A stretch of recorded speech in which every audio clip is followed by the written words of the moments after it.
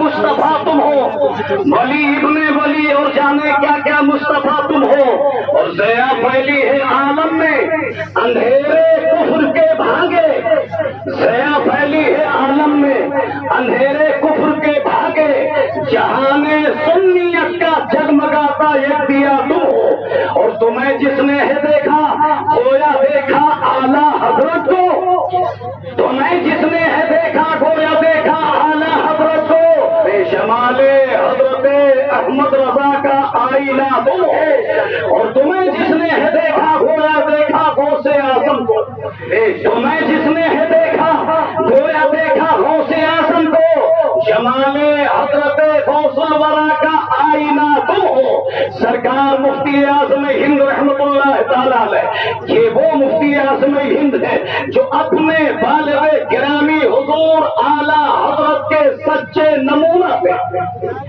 عربی مقولہ ہے الولد سر لابی، بیٹا اپنے باپ کا نمونہ ہوتا ہے۔ سرکار مفتی اعظم ہند کا وہ نمونہ اگر دیکھنا ہے امام اہل سنت کا تو دیکھو میرے اعلیٰ حضرت فاضل بریلوی رحمت اللہ تعالیٰ علیہ پہلا فتویٰ تحریر فرماتے ہیں تو وہ رضاعت کا مسئلہ تھا، رضاعت کا مسئلہ تھا، اور میرے پیر و مرشد سرکار مفتی اعظم ہند نے جب پہلا فتویٰ لکھا تو وہ بھی رضاعت ہی کا مسئلہ تھا، وہ بھی رضاعت کا مسئلہ تھا۔ سرکار مفتی اعلیٰ حضرت فاضل بریلوی ماہرہ شریف پہنچتے ہیں، اور پہنچنے کے بعد مرید بھی کیا سیدنا آل رسول ماہرہ نے، اور اجازت و خلافت سے بھی نوازا۔ سرکار مفتی اعظم ہند بریلی شریف میں پیدا ہوتے ہیں تو 6 مہینے کے بعد نہیں، پیدا ہوتے ہی نوری انبیاء نے مرید بھی کر لیا، اجازت و خلافت سے بھی نواز دیا۔ اعلیٰ حضرت فرماتے ہیں کہ اگر میرے قلب کو یہ 2 ٹکڑے کیے جائیں تو اگر ایک پر لا الہ الا اللہ ہوگا تو دوسرے پر محمد رسول اللہ ہوگا۔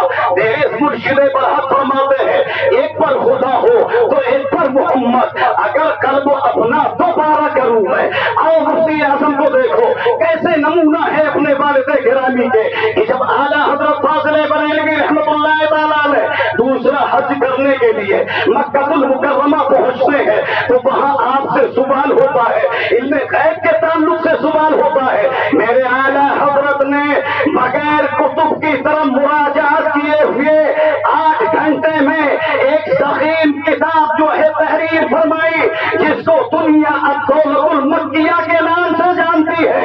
یہ دوسرے سفر کی بات ہے۔ اعلیٰ حضرت قیاس میرے شیخ، اس کے بعد جب اعلیٰ حضرت نے اس کتاب کو علماء عرب کے سامنے پیش کیا تھا تو عرب کے علماء نے فرمایا تھا کہ یہ تو میرے نبی کا معجزہ ہے جو امام احمد رضا کے ہاتھوں پر اللہ نے ظاہر فرمایا۔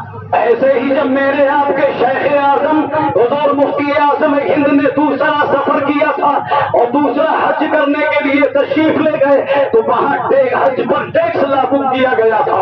علماء پریشان تھے، سارے لوگ پریشان ہیں، کوئی بول نہیں سکتا تھا، بولا نہیں کہ جیل گیا۔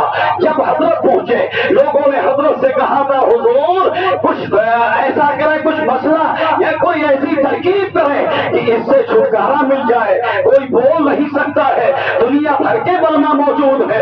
شہزادے اعلیٰ حضرت نے قلم اٹھایا تھا اور قلم اٹھا کر کے پاس میں کوئی کتاب نہیں ہے مگر میرے مفتی اعظم ہند نے عربی زبان میں اس ٹیکس کے خلاف ایک کتاب لکھی تھی، اور کتاب لکھنے کے بعد جب وہ کتاب علماء کے سامنے آئی تو علماء نے یہی فرمایا تھا ان ھذا الا الالہام، ارے یہ تو الہامی کتاب نہ بھیج کر سبحان اللہ۔ سرکار مفتی اعظم ہند رحمت اللہ تعالیٰ علیہ تاجدار ولایت اور تاجدار روحانیت بھی ہے، تاجدار ولایت بھی ہے، تاجدار روحانیت بھی ہے۔ سرکار مفتی اعظم ہند رحمت اللہ تعالیٰ علیہ کے تعلق سے کتنے ایسے واقعات آپ نے سنے ہوں گے کہ آدمی گھر پہ بیٹھا ہے، کوئی اپنے ضلع میں دوسرے ضلع میں ہے، کوئی कोई किसी सूबे में मौजूद है, मगर जब अपने शहर को याद करता है तो इतने दूर दराज रहते हुए सरकार मुफ्ती आजम उसकी मदद करते हुए नजर आते हैं। आओ देखो एक वाकया मैं पेश करता हूँ। एक मौलाना शहाबुद्दीन बनारसी रहमतुल्लाह तआला अलैह है, जो सरकार मुफ्ती आजम के बड़े चहीते और बहुत खास मुरीदीन में होते हैं। सरकार मुफ्ती आजम हिंद रहमतुल्लाह तआला अलैह के खास मुरीद है शहाबुद्दीन। ये मौलाना शहाबुद्दीन डॉक्टर शहाबुद्दीन है, वो बड़े खास मुरीद है। जब वो उर्से रजवी करीब था, जबकि उर्से रजवी उसी खानकाह शरीफ में हुआ करता था, उर्स करीब था, डॉक्टर साहब के ससुर आए, उनके ससुर साहब आए और आने के बाद कहते हैं डॉक्टर साहब मेरे दिल में भी बहुत ख्वाहिश है, तमन्ना है, आरजू है कि बरेली जा करके शहजादे आला हजरत के हाथ में हाथ दे दूं, मगर क्या बताओ दुनियावी मशाकिल नहीं छोड़ते, दुनियावी कारोबार ऐसे हैं जिनसे मुझे मौका नहीं मिल पाता। क्या कोई ऐसा तरीका है कि मैं बरेली ना जाऊं और मुरीद हो जाऊं? तो डॉक्टर साहब बोले बिल्कुल ऐसा है। ऐसा करते हैं हम आपका नाम लिख लेते हैं, वसीयत लिख लेते हैं, उसके बाद में मैं मुफ्ती आजम की बारगाह में पेश कर दूंगा। वक्त गुजरा तो एक रोज के बाद में एक साहब और आए, वो भी यही कहते हैं कि डॉक्टर साहब मैं भी मुरीद होना चाहता हूँ, मगर अब तक बरेली शरीफ नहीं पहुंचा, क्या कोई रास्ता है कि मैं बगैर गए हुए मुरीद हो जाए? कहने लगे हाँ, अपना नाम बताओ, अपनी वसीयत बताओ। नाम और पता लिख लिया है। अला हाज़िल क़यास 7 लोग आए थे और 7ओं ने यही कहा था कि दिल में तो ये है कि मैं मुफ्ती आजम से मुरीद हो जाऊं, मगर दुनियावी मशाकिल नहीं छोड़ते, क्या करूं साहब, कोई तरीका है? तो 7ओं का नाम डॉक्टर साहब ने लिख लिया था।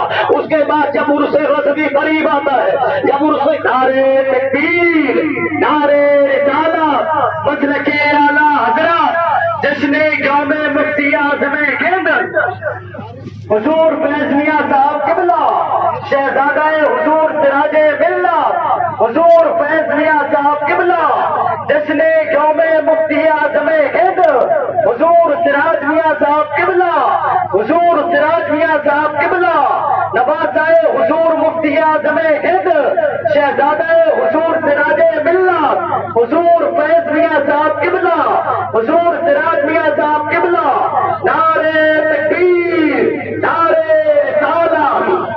आप हजरात बैठ जाए, बैठ जाइए, बैठ जाइए, बैठ जाइए, हजरात बैठ जाए। देखिए हुजूर मुफ्ती आज़म हिंद हजरत सिराज मिल्लत मदरसतुल अली तशरीफ फरमा हो चुके हैं। ज़ियारत कीजिए और चंद मिनट की गुफ्तगू समाप्त करें। मैं अर्ज ये कर रहा था कि उन 7ओं ने यही कहा था कि ए डॉक्टर साहब क्या कोई ऐसा तरीका है कि हम बरेली शरीफ ना जाएं और हम मुरीद हो जाएं? तो उन्होंने यही फरमाया था कि अपने अपने नाम लिखा दो। सबने नाम लिखवा दिए थे। उसके बाद जब उर्से रज़वी करीब आया था, उर्से रज़वी करीब आया और डॉक्टर साहब चले आए, बरेली शरीफ पहुंचे। 24 सफर में 24 सफर का दिन गुजर चुका है। 25वीं सफर की शब में मेरे शेख आजम मुत्तकी आजम रहमतुल्लाह तआला अलैह ईशा की नमाज पढ़ने के बाद जब दारुल इफ्ता में जलवा बार होते हैं, शहाबुद्दीन साहब को मौका मिल गया, जाकर के करीब पहुंचे और जाकर के अर्ज करते हैं हुजूर ये 7 लोग हैं जो मुरीद होना चाहते हैं, मगर ये आए नहीं है। इन्होंने नाम लिख दिया है। मेरे मुर्शिद ने फरमाया नाम बताते जाओ, वसीयत के साथ नाम बताओ। शहाबुद्दीन साहब ने 7ओं का नाम बता दिया। हजरत ने 7ओं को मुरीद कर लिया है। दूसरे दिन उर्से आला हजरत होता है। 2-3 रोज के बाद में डॉक्टर साहब बरेली शरीफ से रवाना हुए और जब बनारस पहुंचे तो 1 रोज के बाद उनके ससुर पहले आए और कहने लगे डॉक्टर साहब क्या आपने मुझे मुरीद करा दिया? डॉक्टर साहब बोले हाँ मैंने मुरीद करा दिया। तो ससुर साहब बोलते हैं क्या रात में तकरीबन 10 बजे मुरीद कराया था? कहा हाँ 10 बजे तो मैंने कराया है, मगर आपको कैसे पता कि मैंने 10 बजे कराया है? मैंने रात में आपको मुरीद कराया है। तो डॉक्टर साहब के ससुर ने कहा इत्तेफाक से उस दिन मैं जल्दी सो गया था और जैसे ही नींद आती है ख्वाब में मैंने एक हसीनो जमील बुजुर्ग को देखा था। ऐसा हसीनो जमील बुजुर्ग मैंने कभी नहीं देखा था। वो ख्वाब में तशरीफ लाए और फरमाते हैं कहो मैंने अपना हाथ गौसे आजम के हाथ में दिया। वो फरमाते हैं कहो मैं नमाज की पाबंदी करूंगा, मैं रोजे की पाबंदी करूंगा, मैं जो है मजहबों की सोहबत से इज्तिनाब करूंगा। अल्लाह जितना دوہرا دیے. ڈاکٹر صاحب سوچنے لگے یا اللہ یہ جملے تو وہی ہے جو میرے شہد کہلوایا کرتے ہیں, جو مفتی اعظم کہلواتے ہیں. اس کے بعد میں دوسرا آیا, دوسرے نے کہا ڈاکٹر صاحب مرید کرا دیا. کہا ہاں میں نے مرید کرا دیا ہے. کہا رات میں مرید کرایا. کہا رات میں مرید کرایا ہے. اس نے بھی یہی کہا تھا کہ ڈاکٹر صاحب میں جلدی سو گیا تھا, میں نے خواب میں دیکھا ایک بزرگ آئے ہیں اور خواب میں وہ یہی کہہ رہے تھے کہ کہو میں نے اپنا ہاتھ غوث اعظم کے ہاتھ میں دیا ہے, اور یہ فرما رہے تھے نمازوں کی پابندی کروں گا, فرائض و واجبات کی پابندی کروں گا, سنن و نوافل کی پابندی کرتا رہوں گا, بد مذہبوں کی صحبت سے بچتا رہوں گا. ساتوں نے یہی کہا تھا. ڈاکٹر صاحب کچے گنج میں ہے. یا اللہ یہ گئے نہیں اور آخر یہ سب ساتوں ایک ہی بات کہہ رہے ہیں. صبح صبح انہوں نے کہا, تھوڑی کچھ دنوں کے بعد پتا چلا تھا کہ بنارس میں ایک کانفرنس ہے جس میں سرکار مفتی اعظم ہند تشریف لا رہے ہیں. جب میرے شہر پہنچے تو وہ ساتوں لوگ بنارس گئے اور ساتوں کی نظر جب مفتی اعظم پر پڑی تھی تو ساتوں نے بیک زبان کہا تھا خواب میں جن بزرگوں ہم نے دیکھا تھا وہ کوئی اور نہیں تھا, وہ یہی بات آتا. نعرے تکبیر.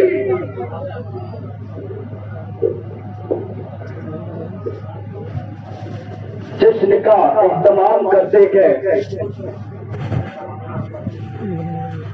جشن کا اہتمام کرتے گئے, ساری دنیا میں نام کرتے گئے.